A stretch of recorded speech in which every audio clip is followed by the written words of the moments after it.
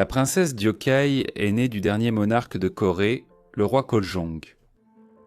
Pourtant, elle sera plus tard forcée de déménager au Japon par les autorités impériales japonaises qui gouvernaient la Corée à l'époque. Elle a alors commencé à souffrir de diverses maladies mentales qui la tourmenteront pour le reste de sa vie. Ceci est l'histoire de la dernière princesse de Corée. La femme connue dans l'histoire sous le nom de princesse Dyakai n'a en réalité pas reçu de nom après sa naissance au palais Changdeok à Séoul, le 25 mai 1912. Elle est née de l'empereur coréen Kojong et de sa concubine Yeongui-in. Et elle a d'abord été traitée comme si elle était un enfant illégitime. Cependant, cette situation n'a pas duré longtemps, car la jeune fille a rapidement gagné l'affection de son père et finalement, en 1917, à l'âge de 5 ans, elle a été officiellement reconnue et enregistrée comme membre de la famille impériale sous le nom de princesse d'Aokai.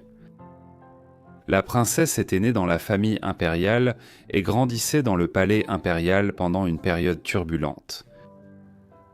Depuis 1392, le royaume de Corée était gouverné par la dynastie Joseon. Isolé et coupé du monde pendant des siècles, le royaume avait prospéré à sa manière. Mais le XIXe siècle avait apporté de nouveaux défis. Les grandes puissances occidentales d'Europe et d'Amérique du Nord étendaient de plus en plus leur sphère d'influence en Extrême-Orient. Elles apportaient de nouvelles cultures, technologies et systèmes de gouvernement. À partir du milieu des années 1850, le Japon avait subi des incursions croissantes de la part des États-Unis, de la France et de la Grande-Bretagne, qui forçaient agressivement le pays à ouvrir son commerce aux influences occidentales. Puis, à partir de 1870, la Corée devint le centre de ces attentions. En effet, une fois que le Japon eut connu une période de modernisation rapide dans les années 1860 et 1870, il porta de plus en plus son attention sur la péninsule coréenne.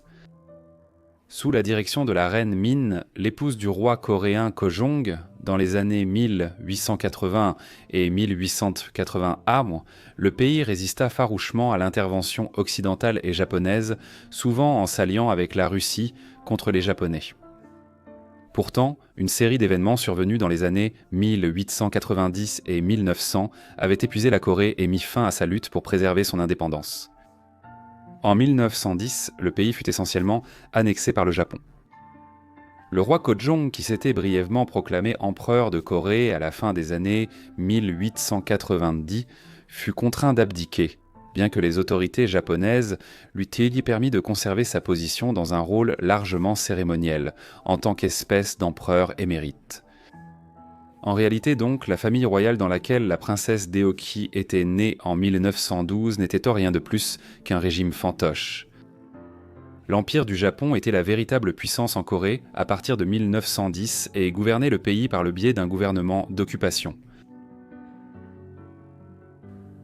L'administration japonaise à Séoul et le gouvernement central japonais à Tokyo allaient influencer la vie de la princesse Deoki, de bien des façons.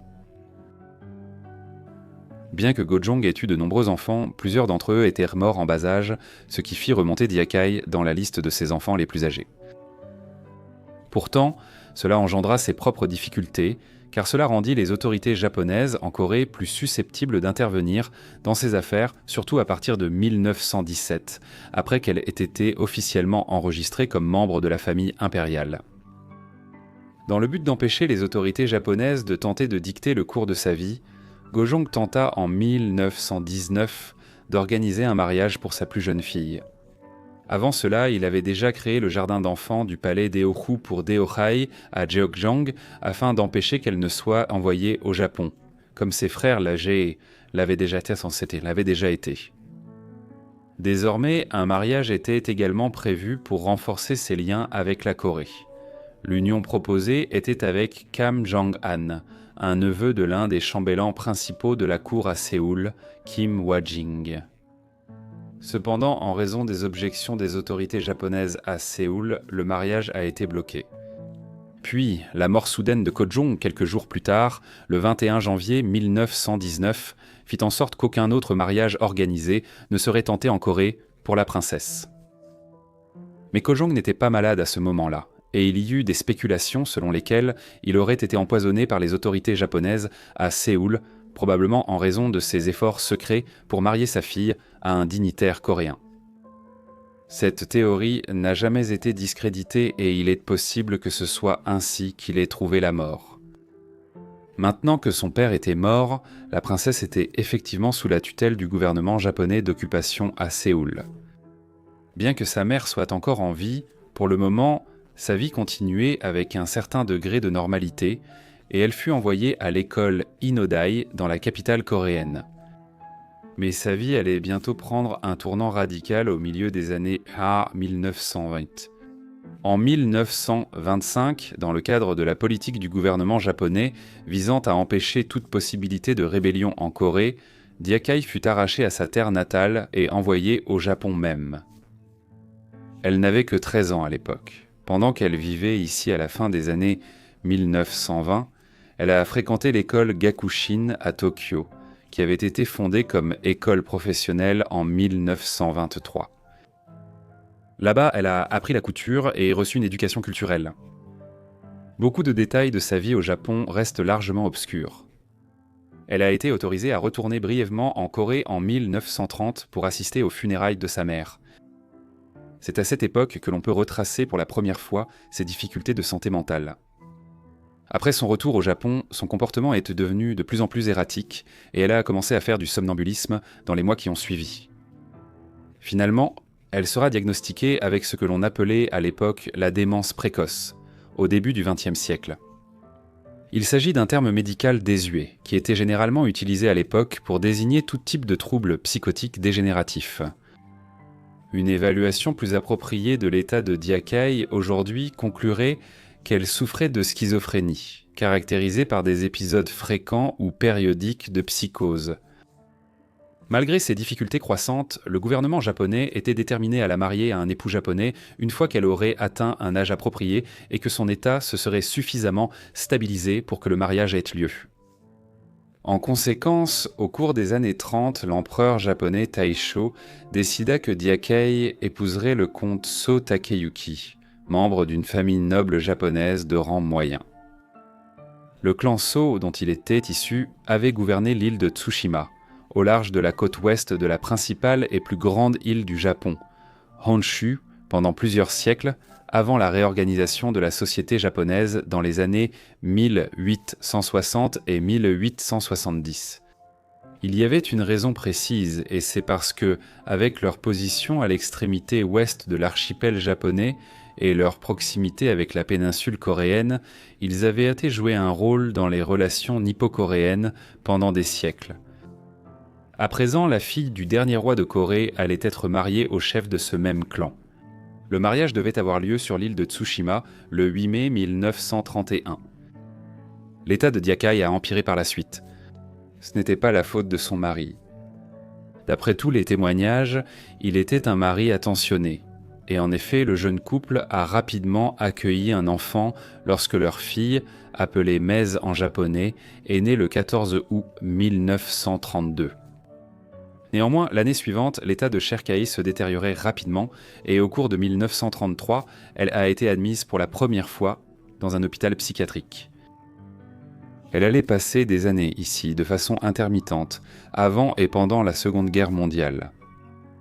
Nous savons peu de choses sur sa vie durant cette période, ce qui n'est pas surprenant étant donné la nature secrète de la prise en charge des troubles mentaux dans toute société au cours de la première moitié du XXe siècle. Elle aurait été soutenue par son mari, un homme souvent présenté sous un jour défavorable, mais qui n'était clairement pas le méchant de l'histoire.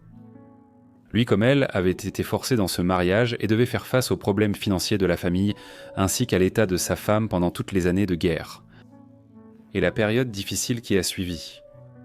Néanmoins, il devait éprouver une certaine affection pour elle, car il existe des poèmes de lui qui sont dédiés à sa femme et à sa fille. Malgré tous ces efforts, l'union ne put être maintenue, surtout une fois la guerre terminée et le gouvernement impérial, qui les avait forcés à se marier en 1931, ayant cessé d'exister. De plus, la Corée avait atteint son indépendance à la suite de la guerre. Le couple a donc divorcé en 1953.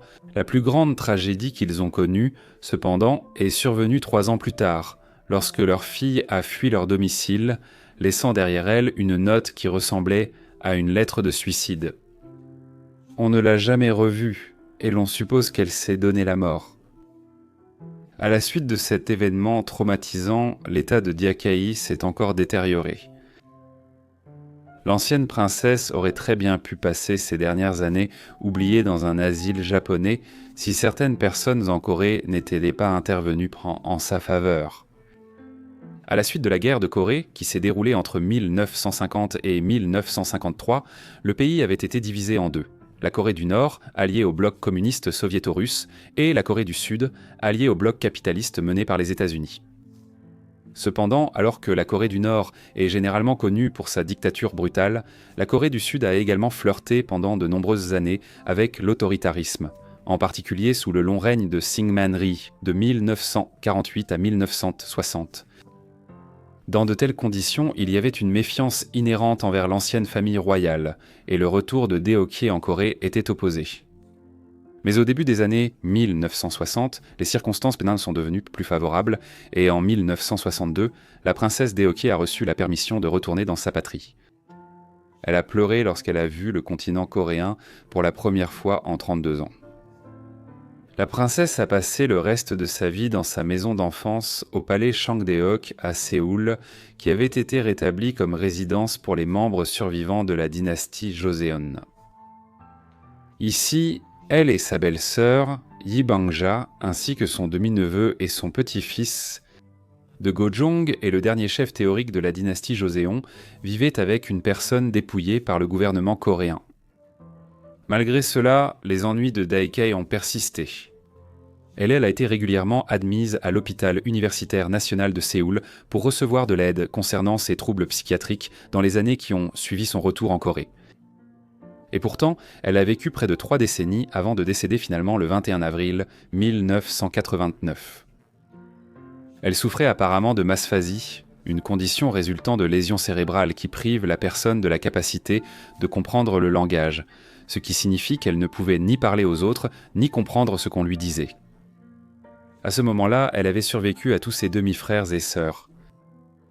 Mais ce fut une vie difficile, compromise dès le début par les circonstances politiques dans lesquelles elle était née, un traumatisme dont elle ne sembla jamais vraiment se remettre. Aujourd'hui, un monument se dresse sur l'île de Tsushima, commémorant son mariage avec son mari, le comte So, en 1931. La vie de Dae-ok a fait l'objet de plusieurs livres, pièces de théâtre et films, le plus célèbre étant La dernière princesse, un film coréen sorti en 2016 qui a été salué par la critique et qui traite de sa vie au Japon et de ses efforts pour retourner en Corée.